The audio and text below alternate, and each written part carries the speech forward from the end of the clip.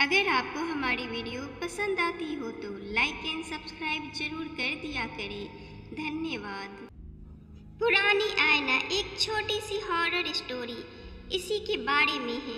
आरती को पुरानी चीज़ों का बहुत शौक था। उन्हें लगता था कि इनमें छिपी हुई कहानियाँ बहुत दिलचस्प होती है। एक दिन वह एक पुराने बाजार में गई और वहाँ एक धूल धूसरित आईना देखा। दुकानदार ने कहा कि यह 18वीं सदी का है।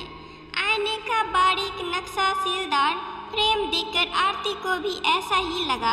आरती ने तुरंत उसे खरीद लिया।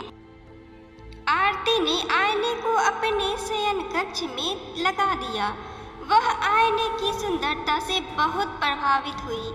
उसी रात जब वह बिस्तर पर थी, उन्हें लगा कि आईने में कुछ हिल रहा है। उन्होंने उसे अपनी आंखों का धोखा समझकर नज़रअंदाज कर दिया और सो गई। आने वाली रातों में ऐसी घटनाएं बढ़ने लगी।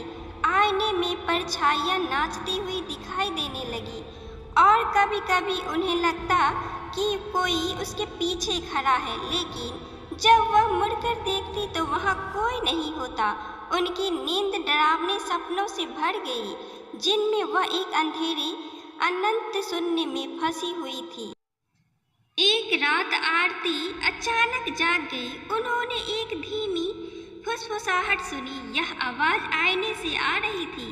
वह डरते हुए आईने के पास गई। फुसफुसाहट तेज हो गई, लेकिन वह शब्दों को समझ नहीं पा रही थी। जब वह आईने के सामने खड़ी हुई तो उन्होंने देखा कि उनका प्रतिबिंब मुस्कुरा रहा है, जबकि वह निश्चित थी कि वह मुस्कुरा नहीं रही थी। डर से जकड़ी हुई उन्होंने देखा कि उनका प्रतिबिंब स्वतंत्र रूप से हिल रहा है। उसने अपना हाथ उठाया और सीधे आरती की ओर इशारा किया। आरती का दिल जोर से धड़कने लगा। वह पीछे हटने की कोशिश करने लगी, लेकिन उनके पैर जैसे जमीन से चिपक गए थे। अचानक फुसफुसाहट बंद हो गई और उनके प्रतिबिंब का मुंह हिलने लगा। इस बार उन्होंने शब्द स्पष्ट रूप से सुने, मुझे बाहर निकालो। उन्होंने कांच पर जोर से थपथपाया, चिल्लाई, लेकिन कोई आवाज बाहर नहीं निकली। उनकी हमशक्ल ने हंसते हुए हाथ हिलाया और फिर मुड़कर चली गई, जिससे आरती आईने के पीछे के भयानक संसार में फंसी रह गई। उस दिन के बाद से आरती के दोस्तों ने उनमें एक बदलाव देखा। वह पहले जैसी नहीं रही, कुछ ठंडी और अजीब सी हो गई और उनकी आंखों में एक अजीब सी चमक थी। किसी ने कभी सोचा भी नहीं कि असली आरती अभी भी आईने की दुनिया में फंसी हुई थी, मदद के लिए बेआवाज चीख रही थी।